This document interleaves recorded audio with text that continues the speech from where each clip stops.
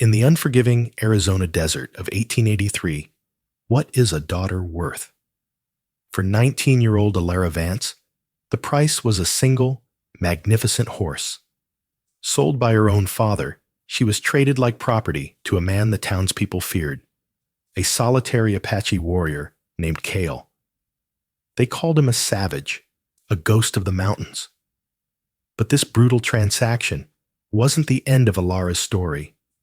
It was the beginning of a terrifying drama. She expected cruelty, a life of chains. What she found was a lonely man who treated her like gold, and a dangerous secret that would bring the entire territory to the brink of war. The dust in the Arizona territory didn't just settle, it invaded. It coated the tongue, grit the teeth, and settled like a shroud over the Vance family's failing homestead. At 19, Alara Vance felt she was made of that dust, dry, barren, and easily scattered by the cruel winds of her father's temper. Her hands, chapped and raw, worked a needle through a ripped flour sack. It was the third time this month. Everything on their patch of land, 2 miles outside Prescott, was either broken or dying, including her father's spirit. Jedediah Vance had once been a proud man. Alara had faint, sun-bleached memories of him, broad-shouldered and laughing, lifting her onto a wagon. But the drought of 81 had killed his cattle, the fever of 82 had taken his wife, and the whiskey of 83 was actively consuming what was left. Now he was just a hollow-eyed shell, filled with rage and cheap rye. "Girl," his voice cracked through the thin cabin wall, "get out here and make yourself look presentable." Alara's stomach clenched. Presentable was a word her father only used when he was trying to sell something. Usually, it was a scrawny chicken or a broken-down mule. She pushed a stray strand of mousy brown hair back into its bun, her faded calico dress hanging limp on her thin frame. She was, she knew, the most useless thing on the farm, too slight for heavy plowing and with no dowry, too poor to be married off. She stepped out onto the warped porch. The sun was a brutal, white-hot eye, and then she saw them. Her father was standing by the broken fence post, weaving slightly. With him was another man, but it was the horse that held her gaze. It was a magnificent creature, an Appaloosa with a coat like a storm cloud and a rump splashed with white and dark spots, as if a painter had flicked his brush. It was tall, muscled, and radiated a proud energy that seemed to mock the dried-up land it stood on. Then she looked at the man holding its reins. He was Apache. There was no mistaking it. He wasn't a warrior in paint, but his heritage was woven into him as clearly as the beads on his moccasins. He was tall and lean, with a stillness that was more intimidating than any threat. His black hair hung long and straight, held back by a simple leather band. He wore buckskin pants and a loose cotton shirt, practical and clean. But his eyes were locked on her.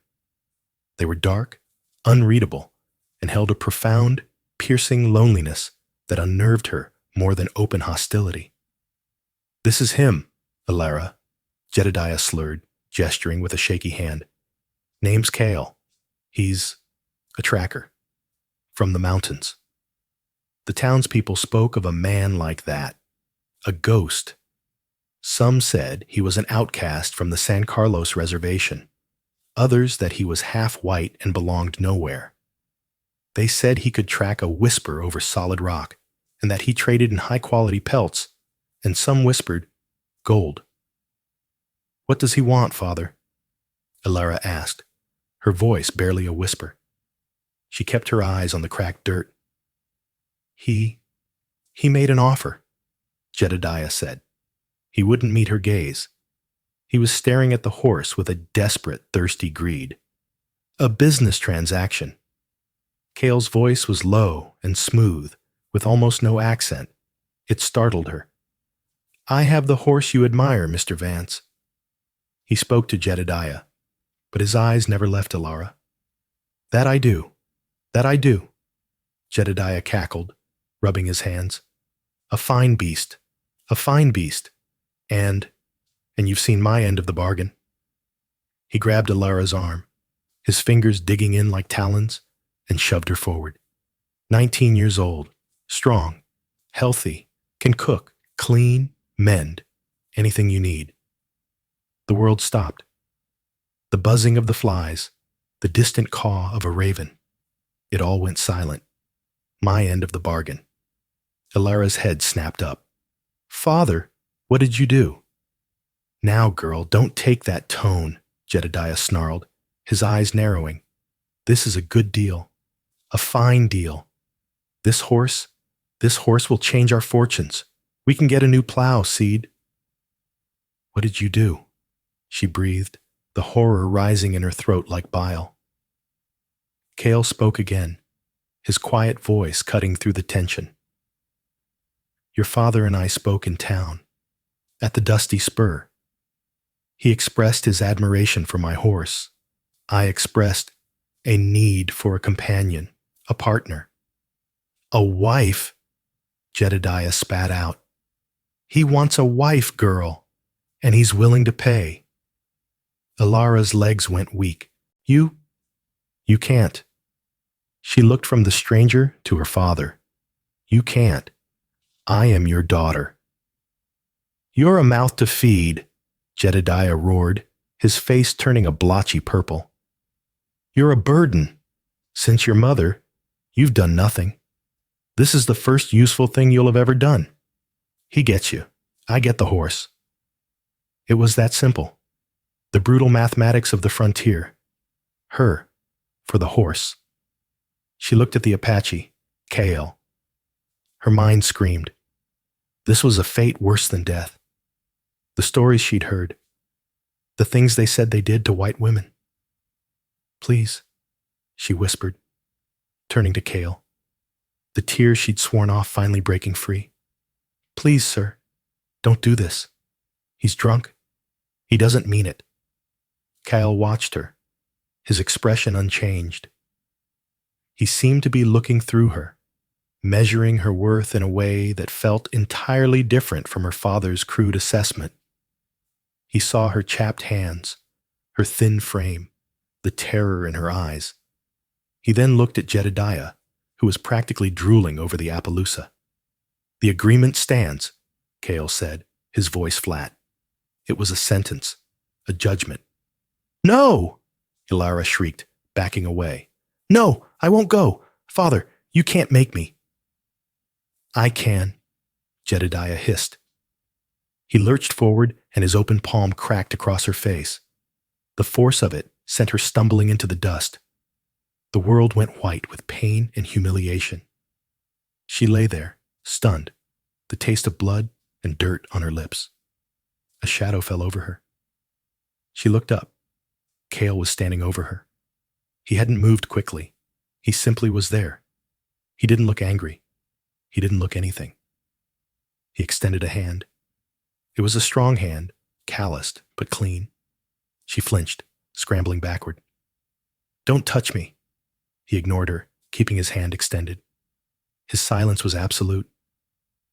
Jedediah, seeing the deal about to collapse, staggered over. Get up, girl. Show some respect. Get up. He tried to grab her, but Cale's arm shot out, not to strike, but to block.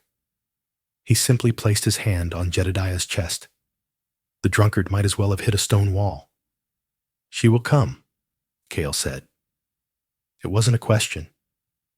He walked to the magnificent Appaloosa, stroking its neck once.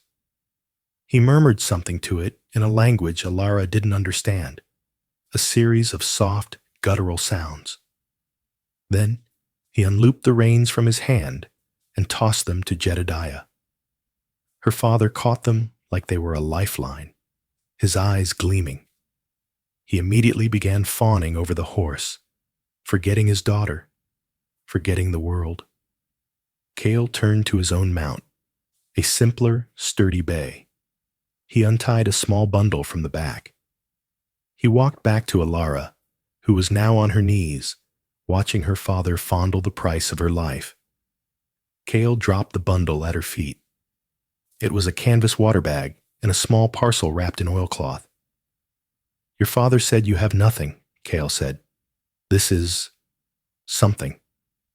He then mounted his bay in one fluid motion. He looked down at her. "Get on your horse." Alara blinked. "What?" He nodded his head toward a third horse, a small mottled gray mare tied to a scrub oak. It was saddled with a simple, worn saddle. I don't... "Your father sold you?" Cale said, his voice hard for the first time. "He did not sell your dignity. You will not walk." He waited. The command was clear. She was to be his prisoner, but she was to ride to her own prison.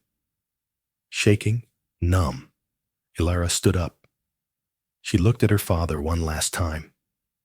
He was whispering to the Appaloosa, "My beauty, my beauty." He didn't even look up as she walked to the gray mare. She put her foot in the stirrup and pulled herself up. The saddle was old, but the leather was soft. Cale took the mare's lead rope, tied it to his own saddle horn, and without a word, turned his horse west, away from Prescott, away from the reservation, toward the high, lonely, sun-scorched mountains. Alara Vance, 19 years old, worth one Appaloosa horse, rode away from the only home she had ever known. She didn't look back.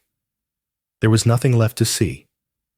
The first day was a blur of misery and heat. Alara rode in a daze, the lead rope on her mare acting as a physical tether to her new reality. Cale set a steady, relentless pace, moving not toward any visible trail, but directly into the jagged, sun-blasted foothills of the Bradshaw Mountains. She expected him to be brutal. She expected him to push her, to deny her rest, to treat her like the animal her father had swapped her for. The reality was far more confusing. Late in the afternoon, when the sun was a mercifully orange smear in the west, he stopped. He didn't speak. He simply dismounted, tied his bay to a palo verde tree, and began making a small, smokeless fire in a hollow between two rocks. Alara remained on the mare, frozen. Was this a test? He looked up. His eyes, which she had decided were black, now caught the fading light and looked more like dark polished amber. "You can get down," he said. His voice, so calm, so devoid of the anger she was used to, was a shock. She slid off the horse, her legs buckling from fatigue. She stumbled, and he made a slight move, as if to catch her, but stopped himself. He let her fall to her knees. He did not coddle her, but he did not cause her pain. He walked to his bay, took a canteen, and brought it to her. Not his own, she noticed, but the canvas one he had given her. She grabbed it and drank, the lukewarm water tasting of dust and salvation. "Thank you," she whispered, the words scraping her throat. He only nodded, turning back to his fire. He produced 2 dried rabbits from his saddlebag and began to skin them with an expert, economical-sized knife. Alara watched, her stomach churning, but also, shamefully, growing hungry. Night fell fast, as it does in the desert. The stars didn't just appear, they exploded across the black velvet sky, a cold, indifferent audience to her suffering. Cale handed her a piece of roasted rabbit on a stick. It was unseasoned, but it was hot, and it was the first meat she'd had in a week. She ate. He ate. The silence was absolute, broken only by the crackle of the fire and the distant, lonely cry of a coyote. She braced herself for the next part, the part she had heard whispers about in town. the part her father's drunken friends had cackled about when they spoke of squaws. Cale finished eating. He wiped his knife on the sand and sheathed it. He stood up, and Alara flinched, pulling her knees to her chest. He paused, watching her. His face, half lit by the fire, was a mask of shadows and sharp angles.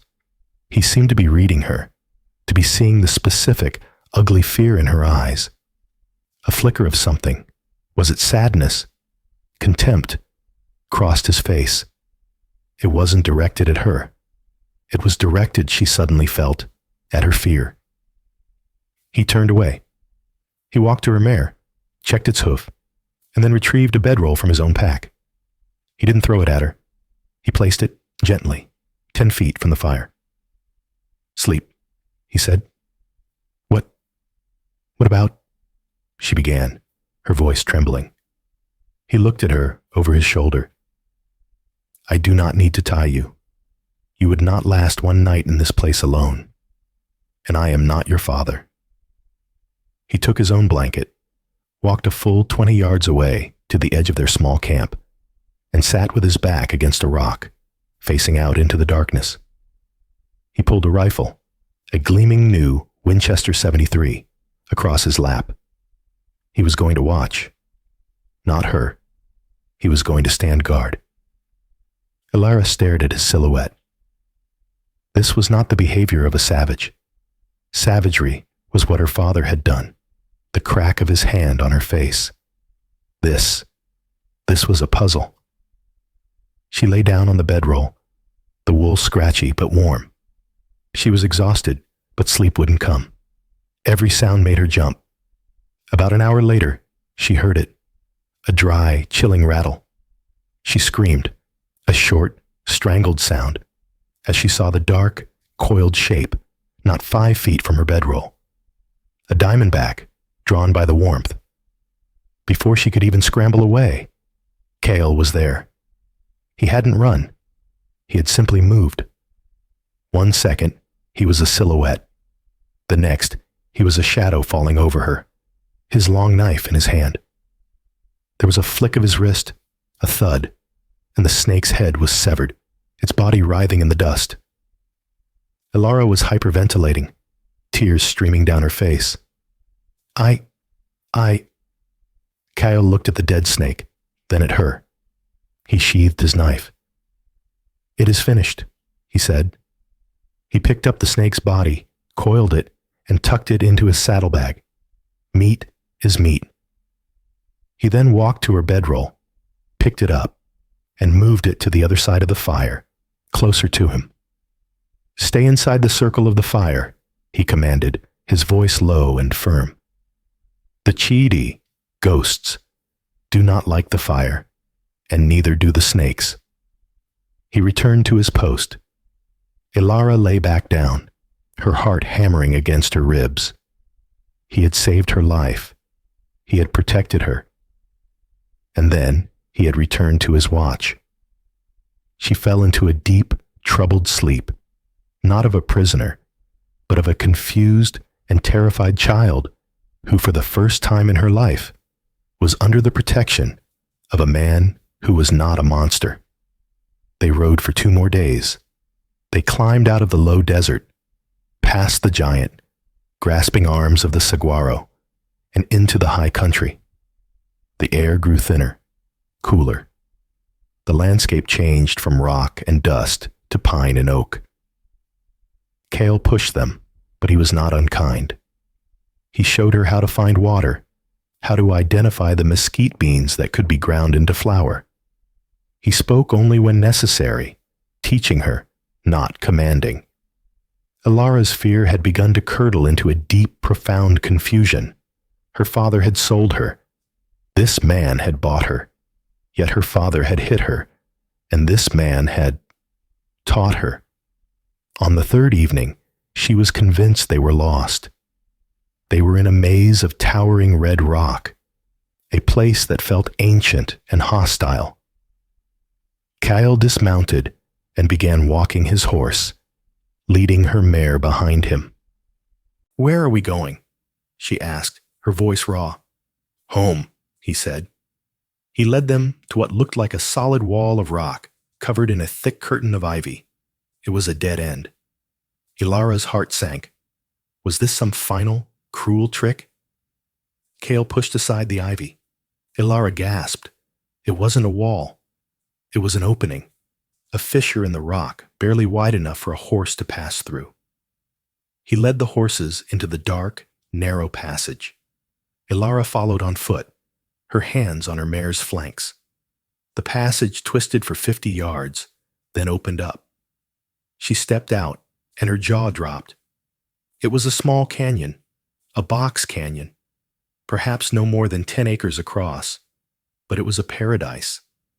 A thin waterfall tumbled down one wall, feeding a deep, clear blue pool. Lush green grass covered the canyon floor.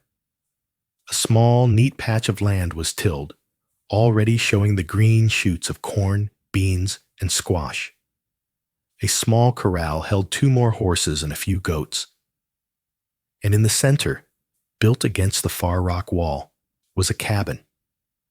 It wasn't a crude wickiup or a teepee. It was a solid, well-made cabin of pine logs and stone, with a proper chimney and even a small covered porch. Smoke curled from the chimney, smelling of cedar. Who lives here? Ilara asked, her voice awed. I do, Cale said. He led the horses to the corral, unfastened Ilara's lead, and began to unsaddle his own. You can go inside. The door is not locked. Ilara walked to the cabin as if in a dream. She pushed open the heavy wooden door. It was one room, but it was larger than her father's entire shack, and it was clean. A solid-looking bed, covered in thick furs, was in one corner. A stone fireplace dominated one wall, with a well-used rocking chair in front of it. There was a table, 2 chairs, and a small area for cooking. But it was the far wall that stunned her. It was a bookshelf that ran from the floor to the ceiling, overflowing with books. Hardcover, leather-bound books. She saw titles she had only dreamed of. Shakespeare, poetry by a man named Keats, thick volumes on philosophy and history. In the corner, a guitar leaned against the wall. This was not the home of a savage. This was the home of an educated man. Cale entered, carrying her small bundle. He saw her staring at the books. You can read, he stated. It wasn't a question. Yes, she whispered. My mother taught me. Good. He walked past her to a small, curtained-off alcove she hadn't noticed. He pulled the curtain back. Behind it was a small, separate space. It held a narrow cot, neatly made with a clean wool blanket, a small crate for a table, and a new, unlit lantern. This is yours, he said. Ilara stared at the cot. Her own space. Her own bed. Not his bed. The wave of relief that washed over her was so powerful it made her dizzy. The tears she had held back for 3 days came, hot and silent. She didn't sob.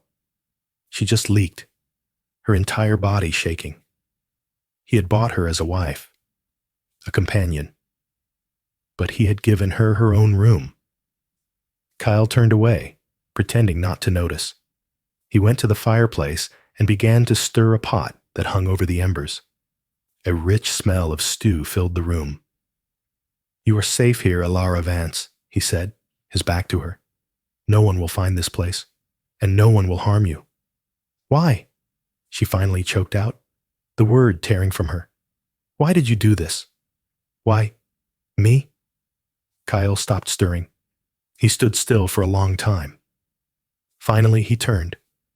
His face was unreadable, but his eyes were filled with that profound, aching loneliness she had seen at her father's farm.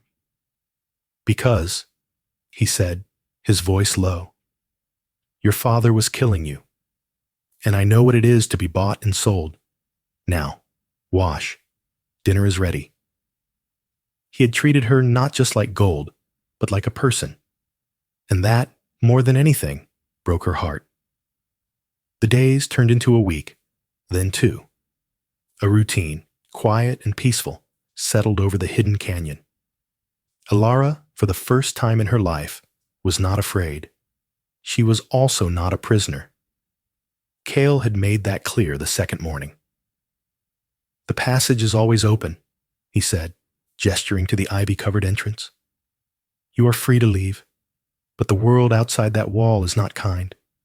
Here, you have food and shelter. It is your choice." She stayed. Where would she go?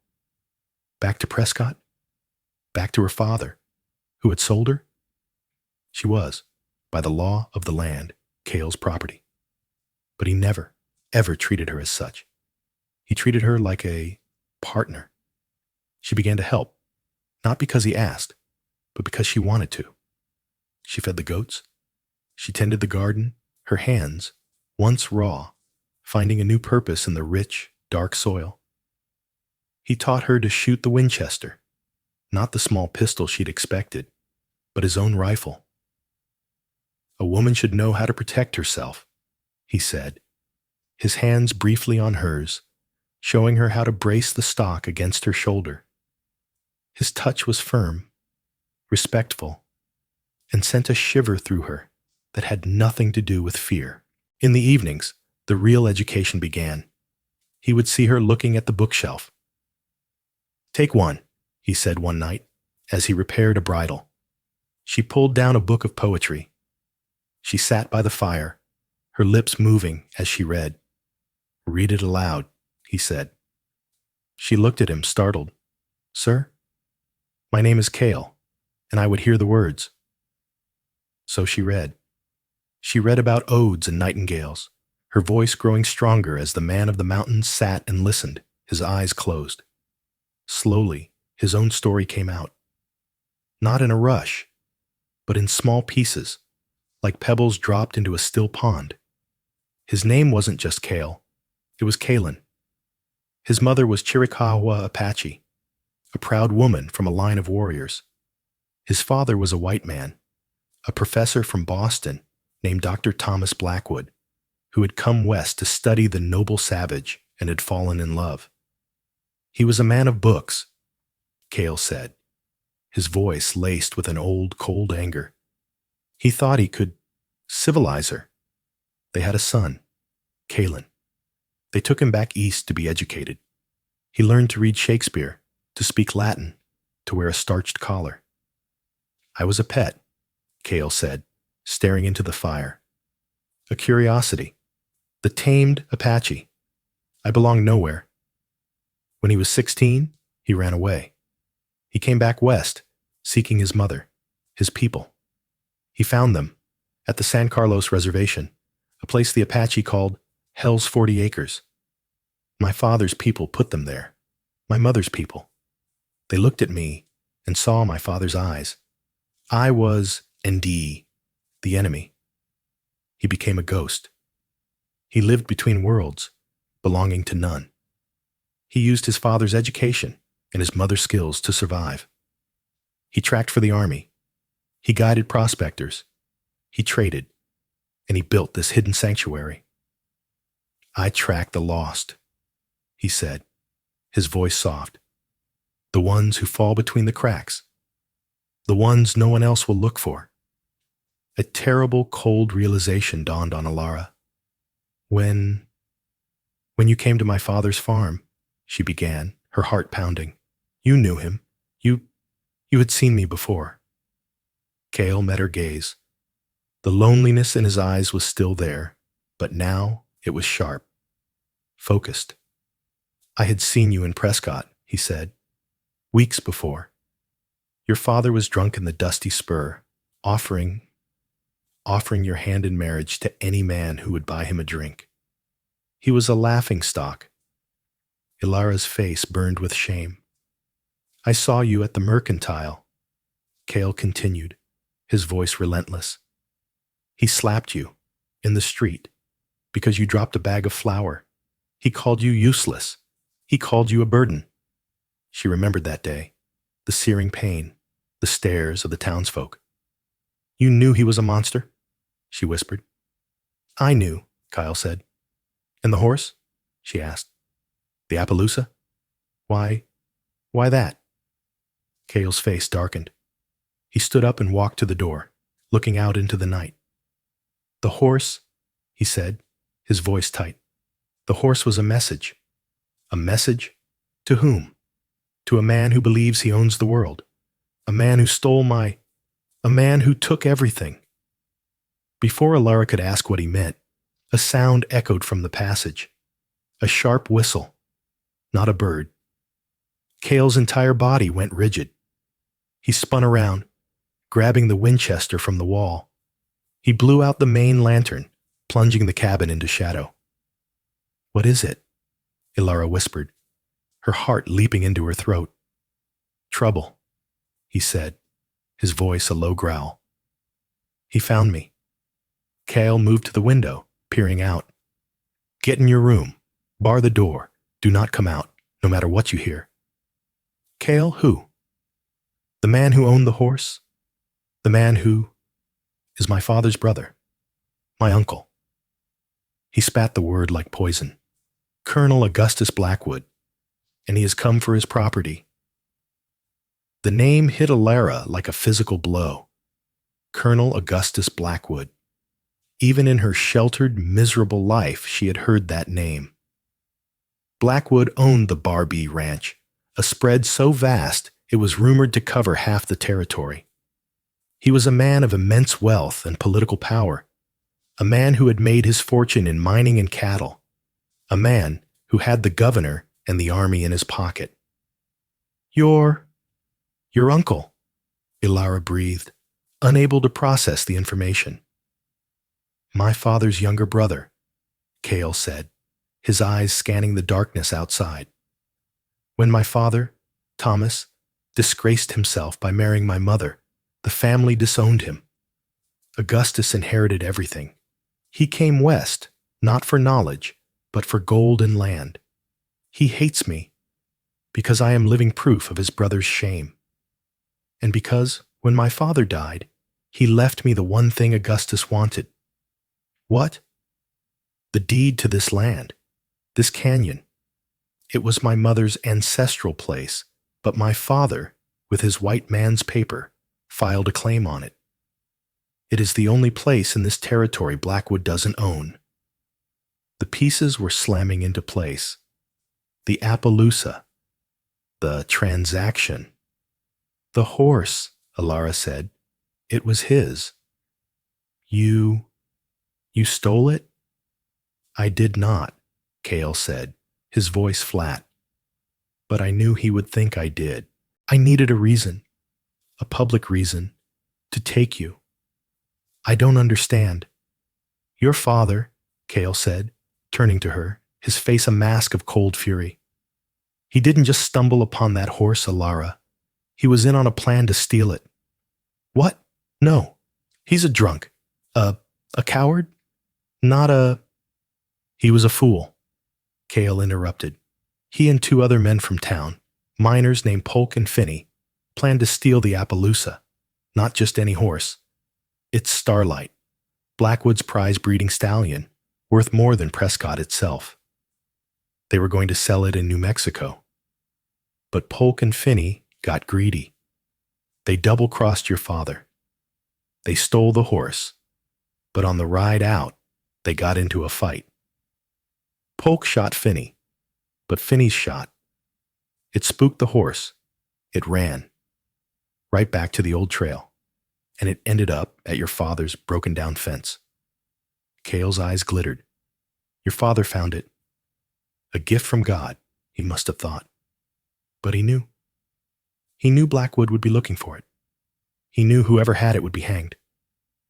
Alara's blood ran cold. So, he sold me.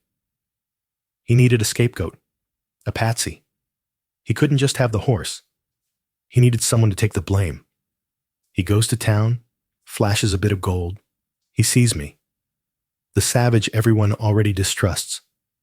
He gets drunk. He makes his offer, loud enough for everyone to hear. The Apache wants my daughter, and he's offered me a horse for her. But you had the horse, Ilara said, confused. No, Kyle said. He did. I rode to your farm. I told him I'd heard of his offer. I told him I would take you. And in exchange, I would take the horse, too. I would take the heat. I would take the blame for the theft in exchange for your life. She had been a part of a much larger, darker bargain. Jedediah hadn't just sold her to be rid of her. He had sold her to frame Cale for the theft, to save his own miserable skin. He had given the stolen horse to Cale, along with his daughter, to make the story stick. He wanted you, Ilara whispered, the horror of her father's cunning evil dawning on her. He wanted you to be caught with both, the savage who steals women and horses. Yes, Cale said. The whistle came again, closer this time. Marshal Thorne is with him, Cale said, his voice dropping. Elias Thorne. He's a hard man, but fair. Blackwood is neither. A voice boomed across the canyon, echoing off the high walls. Calen Blackwood, you are known to be in there. Come out by order of Marshal Elias Thorne. You see, Cale murmured. He doesn't even use my mother's name, only my father's. You will be given one chance. The voice, Thorne's voice, shouted. Send out the white woman, Ilara Vance, and come out with your hands empty. You are under arrest for horse thievery and kidnapping. Kidnapping. The world had twisted. She wasn't his prisoner. She was his. What was she? Ilara, Cale said, grabbing her arm. You must go out. You must tell them. You are an innocent. Tell them your father sold you. Tell them I forced you. It is the only way you will be safe. Tell them you forced me? She asked, looking at the man who had given her a room, given her books, and treated her like gold. They will kill you if they think you are with me by choice. And what will they do to you? Cale's face was grim. They will hang me, either by rope or by bullet. Now go. No, Ilara said. Ilara, this is not a choice. You gave me a choice the day I arrived, she said, her voice shaking, but firm. You said I was free to leave. You said this was a safe place. I am not leaving. You are a fool, he hissed, his control finally breaking. No, she said, walking to the fireplace. She picked up the heavy iron poker. I am a partner. You said you tracked the lost. I think I was lost. And you found me. A shot rang out, splintering the wooden door. That's your answer, roared a new voice, a voice full of aristocratic rage. Augustus Blackwood. Fire on them, Marshal. I want my horse, and I want that half-breed's head. The cabin, once a sanctuary, became a fortress. The solid-hewn logs and stone chimney that had seemed so welcoming were now the only things keeping Ilara and Cale alive.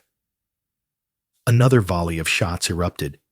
Lead punched through the windows, shattering the glass Cale had so carefully hauled up the mountain. A bullet slammed into the bookshelf, sending a copy of the Iliad tumbling to the floor, its pages torn. Get down, Cale yelled, pulling Ilara behind the thick stone base of the fireplace. How many? She gasped, her heart hammering. I saw 4.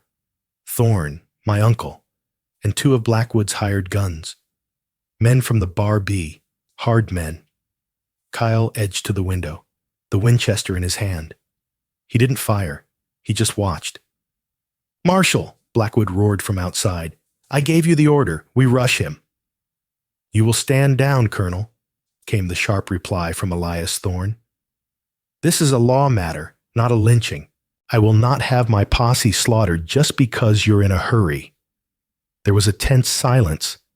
Cale, Thorne shouted again. I am a U.S. Marshal. I am offering you a chance to surrender.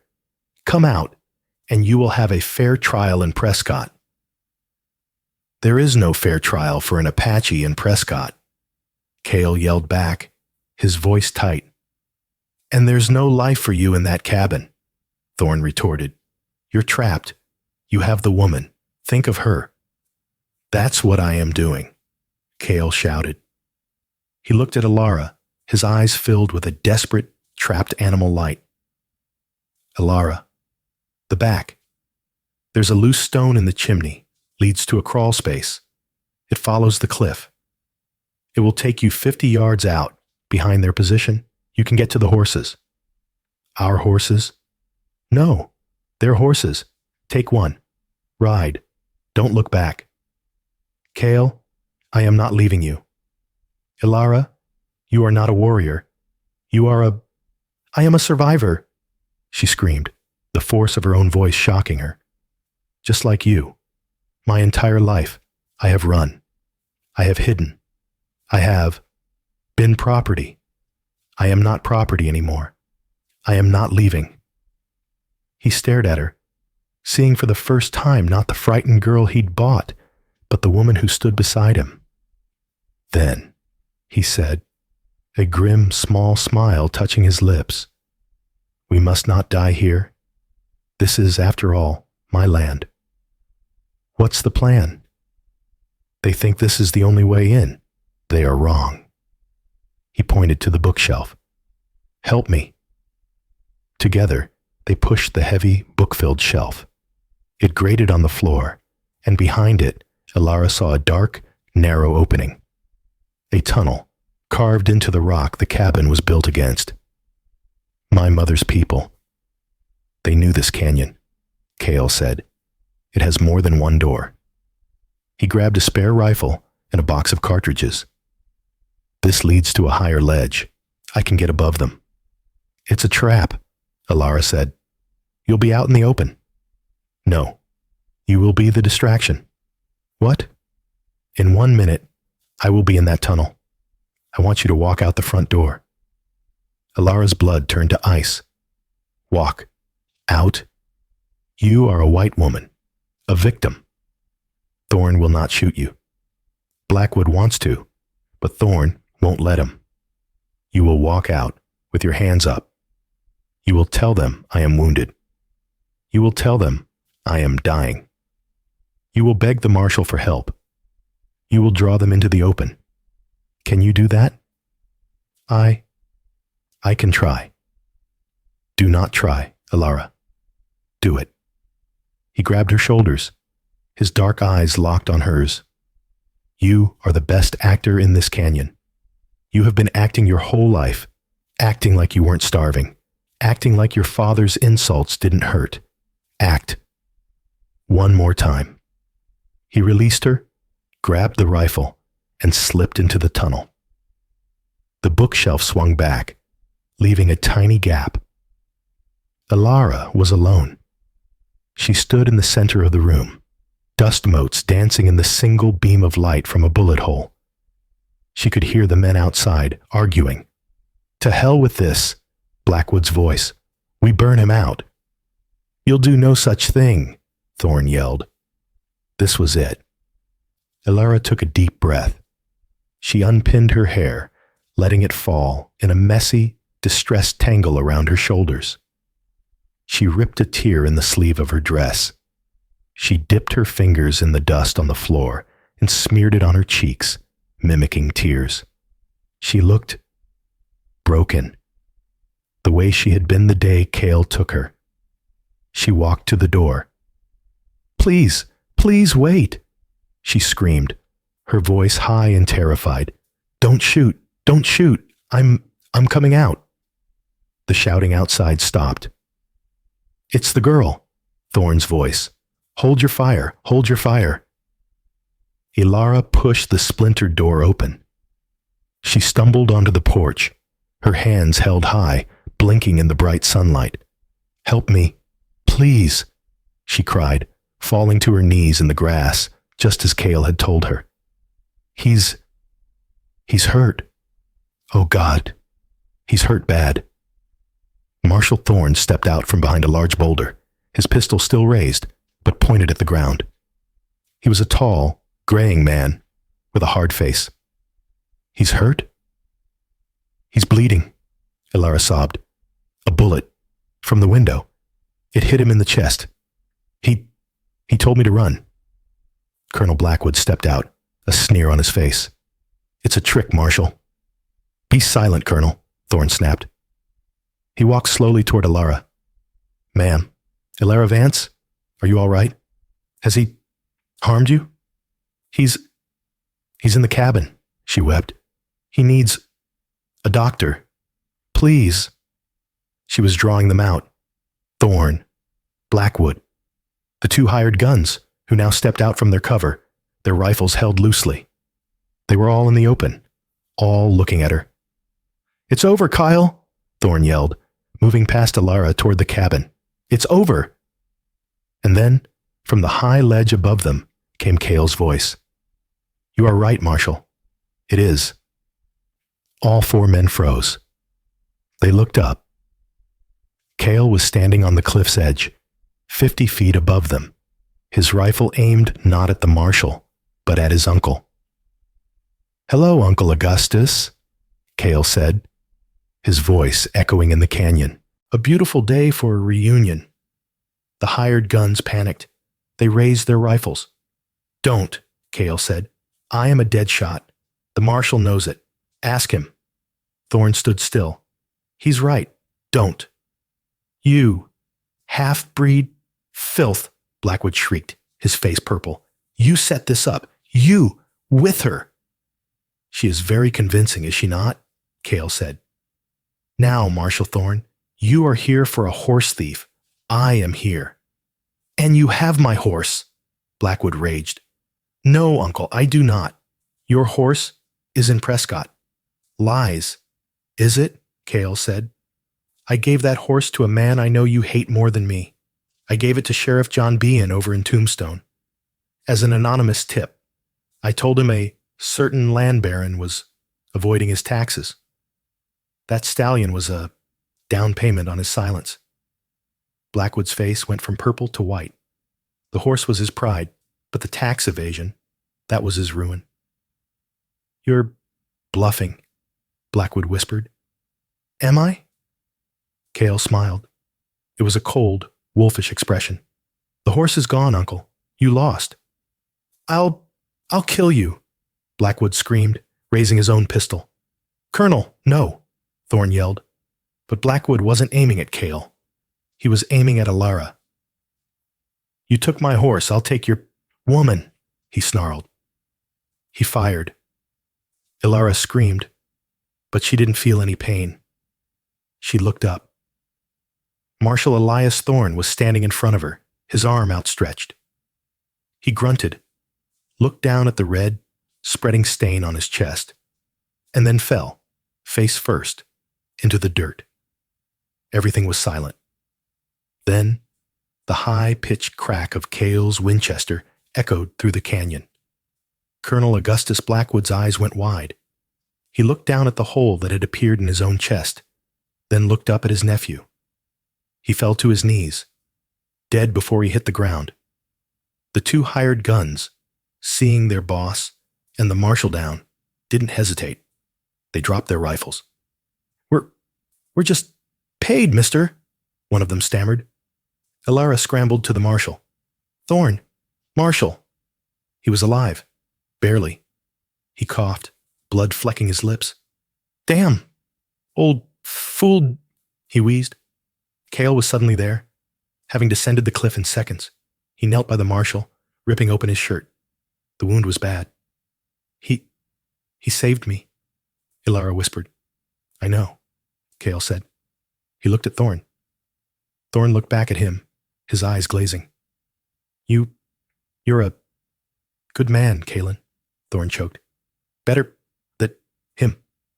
Be still, Marshal, Cale said, pressing a cloth to the wound. No, time. Thorne looked at Alara. And you, girl, you're, help of an actor. He tried to smile, coughed again, and his eyes went still. Marshal Elias Thorne was dead. Alara began to cry. Cale stood up. He looked at the two hired guns. He looked at the bodies of his uncle and the Marshal. He looked at his home, bullets in the walls, books on the floor.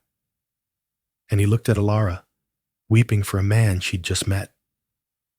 Get their horses, Cale said, his voice hollow. What are you going to do? One of the men asked. You're going to take the marshal and my uncle back to Prescott, Cale said. You're going to tell them what happened. You're going to tell them. Blackwood shot the marshal, and I shot Blackwood. They'll hang you, the man said. No, Cale said, they won't, because you're also going to tell them that with his dying breath, Marshal Thorne deputized me. He made me a U.S. Marshal to hunt his killer, and his killer is dead. The two men stared. It was a brilliant, impossible lie. Now go, Cale said, before I change my mind. The two hired guns worked with a terrified efficiency. They bundled the bodies of Blackwood and Thorne onto their own horses. Kyle stood, silent, his rifle in the crook of his arm, watching them. Ilara, numb, had found the marshal's badge. It was a simple tin star. She held it in her hand. What about the girl? One of the men, the one called Finney's brother, asked, not looking at Cale. Cale's gaze was ice. What about her? Is she coming? Ilara looked up. She looked at the blood on the grass. She looked at the two dead men. She looked at the path leading out of the canyon. And then she looked at Cale. She walked over to him. Her hand, the one holding the badge, still shaking. The girl, Ilara said, her voice clear and cold, is at home with her husband. The man's eyes went wide. Cale didn't look at her, but she saw the faintest twitch in his jaw. Now, go, Cale said, his voice a low command. The men scrambled onto their horses and kicked them into a run, dragging the dead through the narrow passage, desperate to be free of the canyon and the man who haunted it. The silence that fell was absolute. It was just them, the living. You lied, Ilara said, her voice quiet, about the horse, Sheriff Bean, Tombstone, taxes. It was all a lie, wasn't it? Yes, Cale said. He walked to the corral. The Appaloosa, Starlight, was there. It had been there the whole time, hidden in a small, concealed box stall Cale had built into the rock. It was the whistle Cale had heard. One of Blackwood's men, scouting, had seen the horse. Why lie? To give him a way out, Cale said. To make him think about something other than killing me. To make him think about his money, his reputation. I gave him a choice. He made the wrong one. He looked at the dead marshal. They all did. He went to Thorne's body. Gently, he unpinned the badge from the man's vest. It was covered in blood. He wiped it on his sleeve. He said, "You were a good man," Ilara whispered. "He was a fair man," Cale said. "He didn't deserve this." "None of us did," Ilara said. She was standing at the edge of the small, tilled garden. A bullet had torn through one of the cornstalks. "My father, he's still out there, in Prescott." Cale's face was dark. "Yes." He started all this," Ilara said. The full weight of her father's betrayal, the cold, calculating evil of it, finally settled on her. He had sold her to save himself. He had sent these men to her home. "He cannot go unpunished," Cale said. "No," Ilara said. "He can't." They stood there for a long moment. The peace of their sanctuary was shattered. The world had found them. "This lie you told," Ilara said, "about being a marshal. They will find out." "Eventually," Cale agreed. "But by then, it will not matter." "What do we do, Cale?" she asked. Cale walked to her. He stood in front of her, so close she could see the flecks of gold in his dark eyes. He looked at the woman who had faced down a posse, who had lied for him, and who had stood by him. He then looked at the marshal's badge in his hand. He held it out. I don't understand, she said. You, he said, his voice rough. You are the victim. Alara Vance, stolen by the savage Cale. But you were brave. You saved the marshal's life just before he died. And with his last breath, he deputized you. Alara's jaw dropped. Me? But I'm a woman. They'll laugh. Let them laugh, Cale said, pressing the star into her hand. You will ride into Prescott. You will take the Appaloosa with you. You will return the horse to the Barbie Ranch, what's left of it. You will tell them what happened. That Blackwood shot the marshal. That the savage Cale is dead, shot by Blackwood. Dead? Cale, no. I won't say that. You must, he said, his voice gentle. It is the only way. Cale, the savage, is dead. The man they were hunting is gone. You are a hero. The woman who survived. The woman who brought justice. But that leaves my father, she whispered, the last piece falling into place. He will be free. He's the only one left who knows the truth. Is he? Cale asked. He looked up at the mountains, his face hard as the stone. You will be a hero. You will have money. The reward money for Blackwood's capture, for the horse's return. You will be free, Alara, truly free. And you? She asked, her voice breaking. Where will you go? What will you do? Cale looked at her. The loneliness was back, but it was different now. It was no longer a hollow ache. It was a choice.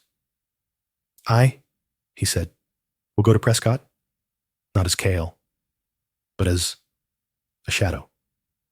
You will deal with Blackwood's legacy. I will go and have a conversation with your father. He was giving her a new life. He was giving her freedom, wealth, and respect. And he was taking the last, darkest burden for himself. He was going to silence Jedediah Vance forever. He was treating her like gold. Alara looked at the tin star in her hand. Then she looked at the man in front of her. She reached up and touched his face. No, she said. He froze at her touch. We do not lie, she said. Not anymore. I will not lie. She pinned the star onto his shirt. Kyle, she said, her voice strong. U.S. Marshal, you will ride into Prescott. You will ride on the Appaloosa. You will return the horse. You will tell them exactly what happened. That Blackwood shot Thorne. That you, his deputy, shot Blackwood. That justice was served. And your father? He asked. And I, she said, will go to the assay office, and I will file a claim on this land, in my name, with the books and the cabin and the goats. I will wait for you. Alara, they will what? She said, a fire in her eyes he had never seen. They will see a U.S. Marshal, the man who brought down Augustus Blackwood, and they will see a woman who is no longer for sale. Cale looked at the star on his chest. He looked at the woman in front of him. And for the first time, the man who had been a ghost, a NDE, a half-breed, felt like he belonged. I will be back, he said. It was a promise. I know, she said. He mounted the magnificent Appaloosa, Starlight. He was no longer a shadow. He was a lawman. He turned, not looking back, and rode out of the canyon to deliver a reckoning. Alara watched him go. She then turned, walked into her cabin, and began to put the books back on the shelf. Alara, once traded as property, has found her strength and her home. Cale, the lonely outcast, has become the very thing the territory needs. A new, unshakable law. But the story isn't over. Cale is riding into Prescott, a town run by men who served his uncle, and he's wearing a dead man's badge. And Alara is still living on land that the most powerful men in Arizona want. Their battle is won, but the war for their future and for their place in the Wild West is just beginning. If you love this story and want to see more dramas like it, please hit that like button. It truly helps the channel. Subscribe and turn on notifications so you never miss a new story. And most importantly, let us know in the comments what you think should happen next. Should Jedediah Vance get what he deserves? We read every single comment. Thank you for listening,